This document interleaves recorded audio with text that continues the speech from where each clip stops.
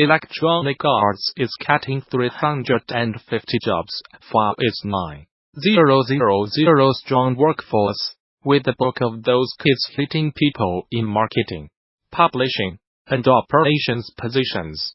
CEO Andrew Wilson issued a statement on the massive round of layoffs right off the bat this morning, saying that it is the company's top priority to do everything we can to ensure we are looking after our people to help them through this period to find their next opportunity.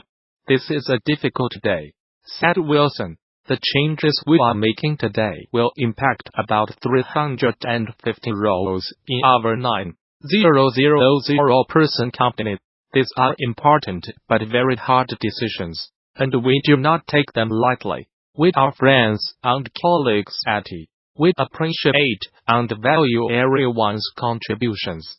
In that statement, which can be found in full on his website, Wilson says that today's layoffs are the result of a restructuring and refocusing effort that aims to better deliver on our commitments, refine our organization, and meet the needs of our players. Those changes see 350 staff members let go, largely in marketing, publishing, and operations. Wilson also says that the company is ramping down our current presence in Japan and Russia, as we focus on different ways to serve our players in those markets. So it's safe to say that with roles relating to those regions have been affected as well. Amid these layoffs, Wilson says that he is focusing on increasing quality in our games and services, and working to think differently about how to amaze and inspire our players. If you are someone you know has been affected by these layoffs, you can mail Gamasutra to share your story confidentially. It's a significant wave of layoffs that comes during a year that's already seen so many developers affected by similar decisions at other companies. Activision Blizzard laid off an estimated 800 staff throughout its subsidiaries last month, following a record quarter. It reportedly laid off a total of 50 developers at the mobile studio Fire Monkeys shortly after their net laid off an unspecified number as the result of both project cancellations and larger restructuring efforts, and well cut 40 positions and ended dealings with a portion of its contracted workforce that same month.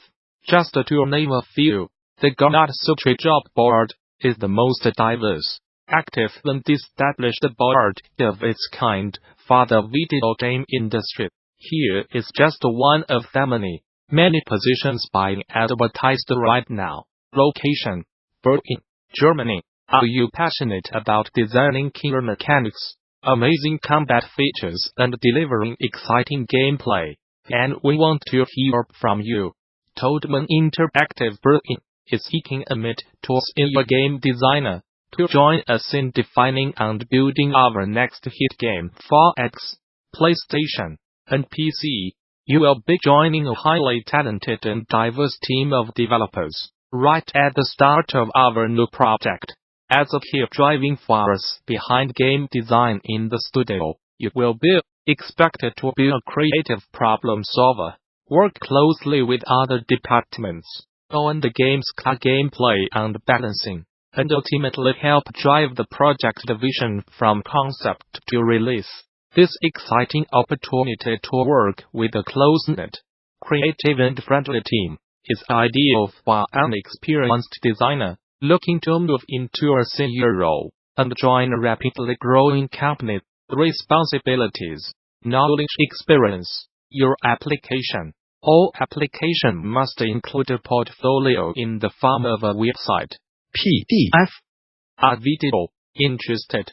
Apply now. Whether you are just starting out, looking for something new, or just seeing what's out there, the Gamasutra job board is the place where game developers move ahead in their careers. Gamasutra's job board is the most diverse, most active, and most established board of its kind in the video game industry, serving companies of all sizes, from indie to AAA.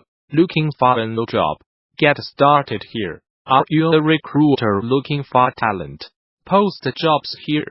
Cloud Imperium Games, the studio behind Star Citizen and Squadron 42, released an 8-page accounting document a few weeks ago, which shows how the company has spent its funds since 2012. According to the document, Cycus spent $193.3 million since 2012, with $40.23 million left in reserve.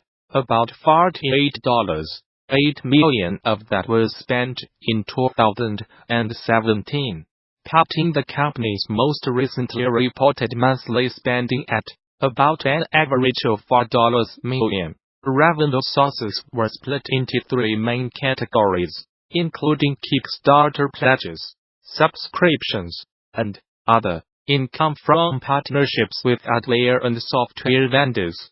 Based on the graph provided, it does not seem like the company has been able to keep steady since 2014. After its initial explosion in revenue upon launch at the end of 2012 and into 2013. This is pretty interesting, as Star Citizen is still in development, but has already brought about $200 million in revenue for the company. Apparently, only 1% of that was due to traditional crowdfunding. The document goes on to point out that SEGA has been spending more than it's bringing in through its revenue streams. Over the past 3 years, the company says that $826,000 went to general and administrative, including the accounting and legal services, with the rest going into game development costs. The $46 million raised from a private investment last month will reportedly be going toward marketing and distribution efforts for Squadron 42, as well as development costs for Star Citizen. Is the game that you're working on got that general body feeling? Are you waiting for that polish period towards the end of major milestone? How did it get like this? And what is the general standard of your product on a day-to-day basis? Here are 5 signs that you are suffering from general quality fatigue, and some thoughts on remedies.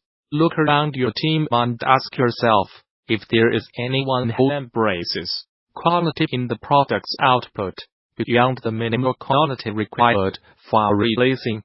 Individuals might take the quality of their own work seriously, but is there anyone looking at the big picture? This person may or may not be from the QA team, but a quality advocate will help with the prevention of issues and highlight risks a lot earlier in development. In the absence of such an individual, quality is seen as thing to be done in isolation, in advance of deadlines, and latent unknown issues can cripple a product before it gets out the door. So you have QA representation and a thinking job done on the quality front. What is your dev QA ratio? There is not a correct answer for that, as each product company is unique. I tend to say for 1, but if your development throughput does not match the QA capacity to process, either you are comprising your product quality and starting to acquire QA debt. This is not about moving jobs across a Scrum board and completing sprints. This is about the time and attention that both developers and QA can invest in the testing process. Have a think about that kind of issues you are looking to unearth and prevent. If you expect the product to stand up to some serious destructive testing, then make sure the QA team has the capacity to perform these tasks. You have got a QA team with a decent dev QA ratio, but how do your sprints typically end? Are you always reaching the ending across the board, or do you have a culture of assuming things are complete when work is actually marked as in test? Presuming quality is a flawed approach and is only exposed when stakeholders attempt to interact with a complete task, find a problem and raise it. It's not worth rolling the dice, but equally, this approach also puts your QA team on the back foot, as there is inherent pressure to sign off, and there is greater resistance to fix any of those non-functionality issues. This normally results in testing being downgraded to tracking, and in the long term this contributes to a non-polished and awkward user experience of the product. Your team has the time it needs to test, but how does your quality advocates keep up with the ever-changing landscape of game development? Investing in tooling is a huge factor in the smooth delivery of a product and is often a multidisciplinary approach. When it comes to QA-specific development tasks, do you find yourself asking the QA team to make its own tools? Small requests, like requesting debug cheat commands, can unlock a lot of QA time to focus on other tasks, but it's often seen as something the QA team should let themselves by learning other skills. The successful product will put these tasks into the backlog and assign them to the best person qualified to complete it, and not treat them as a side, nice-to-have project. And finally,